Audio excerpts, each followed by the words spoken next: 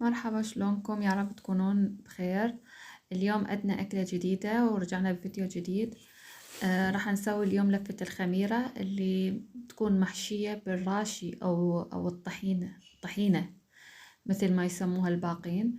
آه شوف شلون، يعني طريقتها كلش سهلة وبسيطة وهشة وعبارة عن طبقات.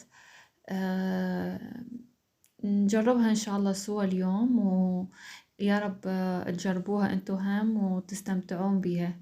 أكيد طيبة مع قلاص شاي الضحوية. هنا عندنا المكونات وراح نحتاج 6 قلاصات طحين. الطحين كل اللي استعملناه طحين أبيض طبعا. آم، هي عادي يعني أي طحين ينهم، بس الأفضل إنه يكون طحين صفر اللي هو طحين العادي الأبيض. راح نحتاج وياه هاي المكونات الباقية. هي مكوناتها موجودة بكل بيت ومكوناتها كلش سهلة وبسيطة. وطبعا يعني ما راح تاخذين أي وقت كبير بتحضيرها. راح طبعا هنا عندنا مثل ما قلنا هنا 6 أكواب طحين. وعندنا حليب وخمرة. هاي الخمرة احنا هنا نستعمل هاي الخمرة لأن الباودر ما متوفرة بشكل هواية يعني. عندنا 3/4 كوب مي، 3 خواشيق أو ملاعق شكر، نص كوب زيت وبياض بيضة. طبعا أنا استعملت هذا الكوب، هذا القلاص بال بكل المقادير. قلاص يعني أي قلاص تستعملي راح تستعمليه بباقي المقادير. هنا راح نخلط المواد السائلة كلها سوا حتى نمزجها زين. مثل ما قلنا هنا عندنا كوب حليب و3/4 الكوب مي، 3 ملاعق شكر، ونص كوب زيت، نص كوب أو قلاص طبعا زيت. البيضة ما راح نخليه هسه، راح نخليه بعدين. عندي هاي وزنها 50 غرام الخمرة. ما راح استعملها كليتها، راح استعمل نصها تقريبا. ما احتاجها كليتها لان هي هاي شوية قوية وسريعة بالتخمير. تكون شوفي مثل العجينة. فتكون سريعة كلش بالتخمير إذا انحطت يعني طبعا بمكان دافي. راح نمزج المكونات هاي كليتها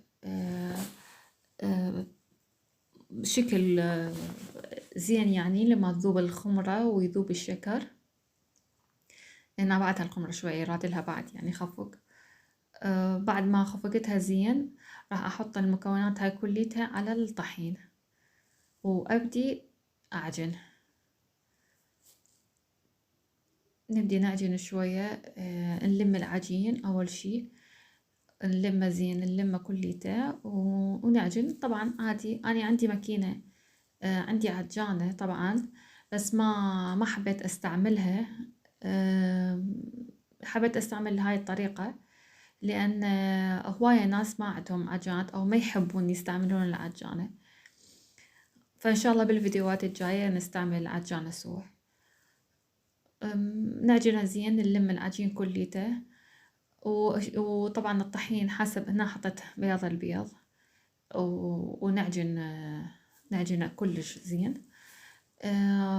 الطحين طبعا حسب ما نوعيته، اكو طحين يحب ماي، اكو طحين رأسا يصير لين وهذا. فالأفضل إذا أنتي ما متأكدة من الطحين مالتج تضيفين المي، تخليه بعدين يعني آخر شي، وتضيفين شوي شوي مي.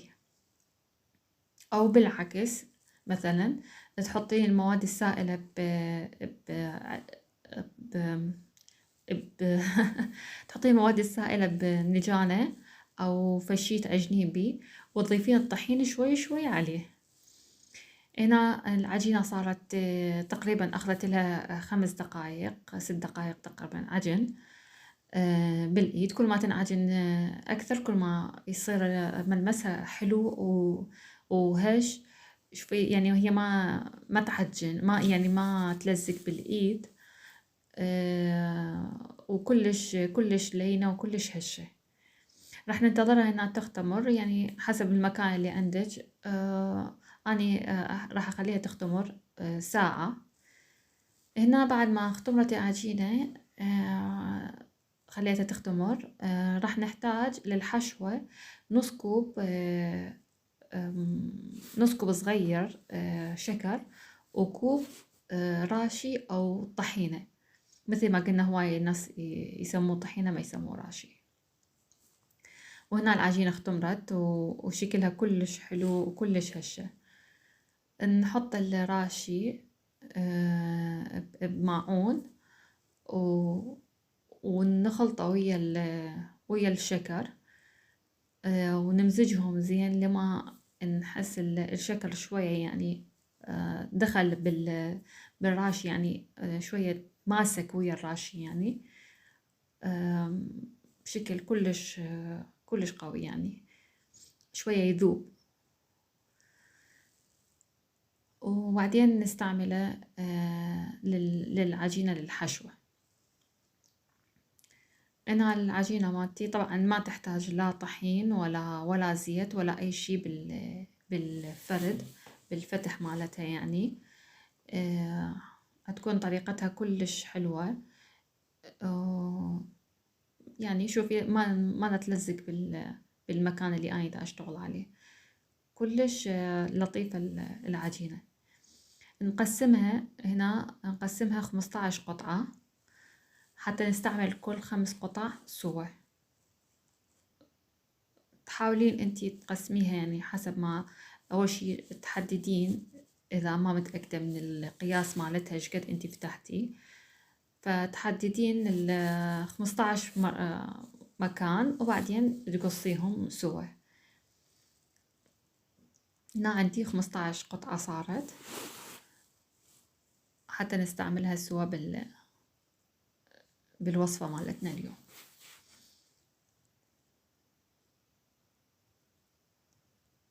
هاي 15 قطعة هنا. نستعمل كل 5 سوا طبعا. راح نبدي من أول وحدة سويناها نفتحها. ما تلزق أبد بالشيبك وبالميز. ما نفتحها كبيرة، نفتحها صغيرة يعني على قد تشفي الإيد، يعني شبر تقريبا.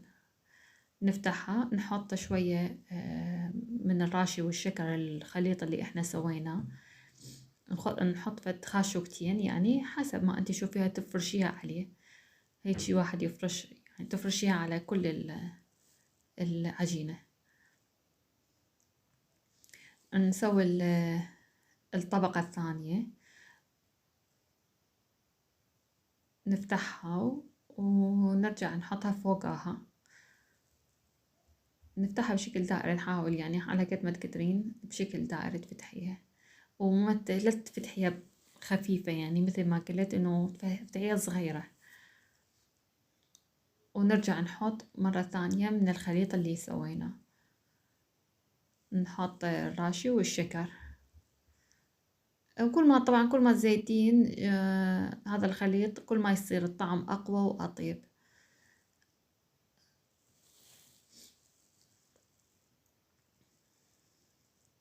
طبعا جو الشتاء وواحد يحب يسوي هاي المعجنات ويا الشاي ويا الحليب الصبح ويا النسكافيه. مرات واحد يعجبه ما يعجبه يتريق الصبح، ياكل له قطعة قطعتين من هاي المعجنات كلش طيبة، تكفي ومفيدة وبها هواية مكونات تفيد الجسم طبعا. ونرجع، هاي صارت 3 قطع عندنا، ونرجع نحط الخليط. طبعا هنا أنا ما نسيت أحط، فهسه أرجع أحط إن شاء الله. تقدرين تفتحيها، انتي تفتحين 5 قطع وبعدين تصفطين قطعة قطعة، حتى ما كل شوية تعوفين العجينة وترجعين على الخلطة، وتعوفين العجينة وترجعين على الخلطة مرة الأخرى. هنا حطيت، رجعت حطيت الخلطة طبعا الراشي كل ما يكون خفيف كل ما يكون أحسن وأسهل بالفرد على العجينة.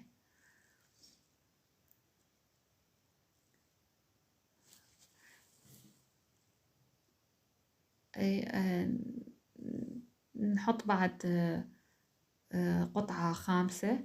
طبعا القطعة الأخيرة ما نحتاج نحط عليها من الخلطة، من خلطة الراشي والشكر، لأن لازم نفتحها بالشبك، فما يصير يكون الطبقة الأخيرة ما يصير يكون بيها خلطة. وطبعا راح تكون كلش حلوة بالفرد مالتها. أتمنى تتابعوني، عندي قناة على اليوتيوب، أتمنى تتابعوني، وراح أنزل رابطها بالتعليقات إن شاء الله على الفيسبوك، وأتمنى تدعموني وتشاركون الفيديوهات مالتي. هسه مثل ما قلنا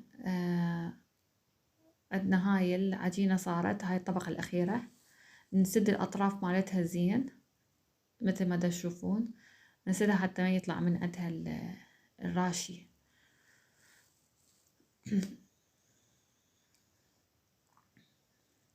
نفتحها نفتحها بشكل شوية كبير، نكبرها تقريبا يعني حصل بقد قرصة الخبز، يعني تقريبا شوية أكبر. نفتحها نخففها يعني. شوفوا هنا سديت الأطراف مالتها زين، فالراشي مالتها ما طلع، بقى محتفظ، بقت العجينة محتفظة بيه، وسمكها يعني مو سميكة ومو خفيفة. طبعا نقصقصها شرايط مثل ما تشوفون، شرايط عرض إصبعين أو حسب ما أنت تحبين عرض العجينة. شوف الطبقات مالتها، نفرها هيجي نلفها ونرجع نسويها مثل الحلزون، ونسوي باقي الطريقة، باقي الشرايط نفس الشي.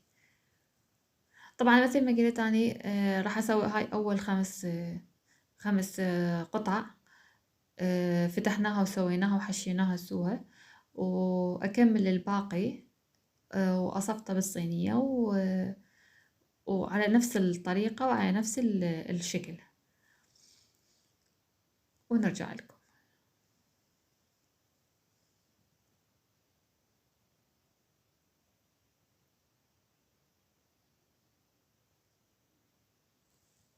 طريقتها كلش حلوة وكلش سهلة وسريعة، وإذا واحد عنده خطار يريدون يجون له مثلا، أو فجأة أحد إجا،